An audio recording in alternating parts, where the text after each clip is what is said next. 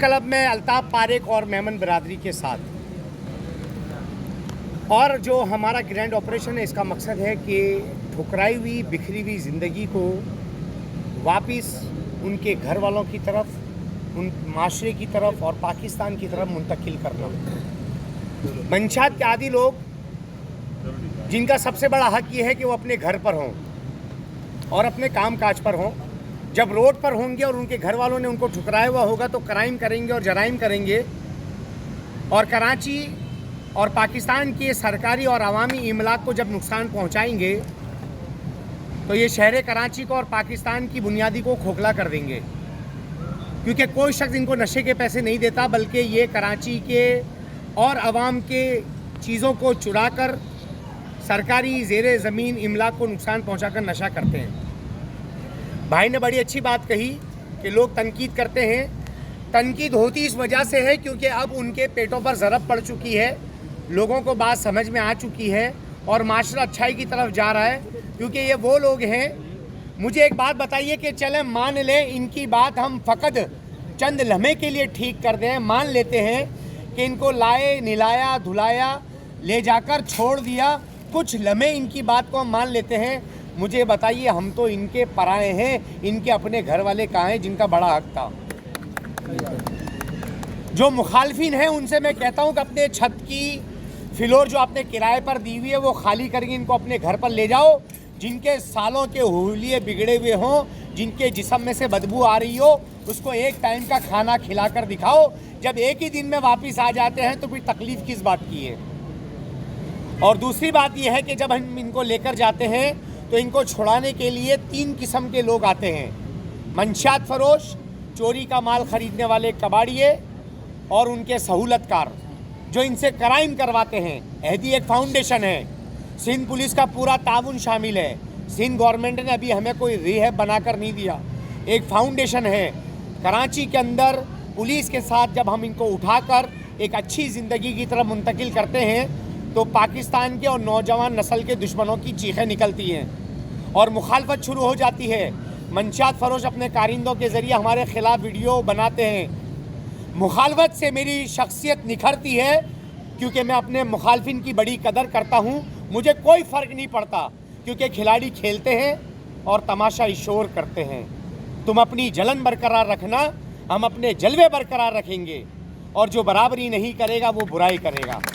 ये grand operation कब शुरू किया था? 3 साल हो गए, 1100 दिन हो चुके हैं। रोज़ाना की बुनियाद पर ठीक करने की कोशिश है। एक दिन के अंदर कोई ग्रैंड ऑपरेशन की मकबूलियत नहीं है।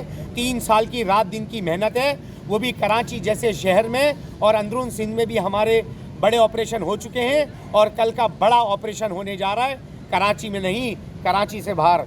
अभी हम बताएंगे नहीं, वरना वहाँ के सारे हीरोइनों को मंशियात फरोश भगा देंगे। सर ये मुझे बताएं कि अगर आप मंशियात फरोशों को उठाते हैं उसके बाद कहा जाता है कि आपके पास बड़ी धमकियाँ आती हैं, तो वो वाकई सच है? इस बात में कितनी सदाकत है ये बताएं।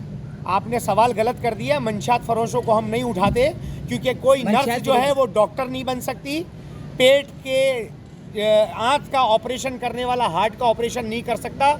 मेरा काम मंशियात फरोश पकड़ना नहीं, मेरा काम है मंशियात के आदी लोगों को रिहैब करना। मंशियात फरोश पकड़ना काम है इदारों का, पुलिस का, और वो बखूबी कर रही है। मैं इनको उठाकर जब इनको लेकर जाता हूँ अहदी विलेज के अंदर, जब इनको इलाज के लिए दाखिल करता हूँ तो ये धमकियाँ देने का सबब ये है, चोरियाँ रुक जाती हैं, बैटरियों की चोरियाँ रुक जाती हैं। गाड़ी के अंदर एक ड्राइवर बैठा है, वो सलफ लगा रहा है लेकिन स्टार्ट नहीं हो रही है क्योंकि बैटरी नहीं है। घर वाले इंतज़ार कर रहे हैं कि बिजली आएगी, लेकिन बिजली नहीं आ रही है क्योंकि केबल गायब है। वो किसी काम से हॉस्पिटल में गया या कोई छोटे से काम पे गया, 1 मिनट में मोटरसाइकिल चोरी हो गई।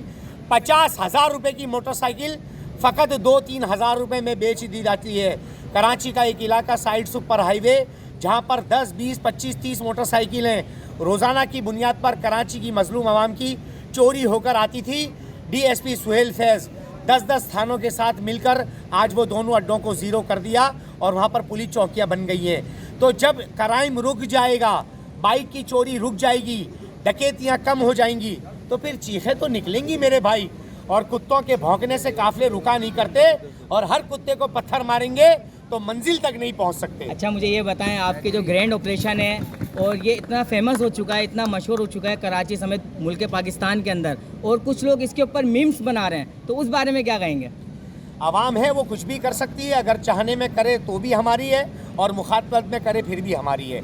और बाकी बात यह है कि सारी दुनिया में मशहूरी, इसमें मेरा कोई कमाल नहीं, ये अल्लाह का फजल है। मुल्क मिले तो खुशी नहीं और मुल्क जाए तो गम नहीं। मुझे सिर्फ आखिरी सवाल मुझे ये बताएं कि 10 साल पहले यूनिस अमीन क्या थे और आज इन 3 सालों में यूनिस अमीन एक पाकिस्तान का फ़ख्र बन चुके हैं। कमर झुक मिसल कमानी हुई, यानी जब गाड़ी की कमानी टेढ़ी होती है ना, जब आदमी की कमर झुकती है तो मिसल कमानी की हो जाती है।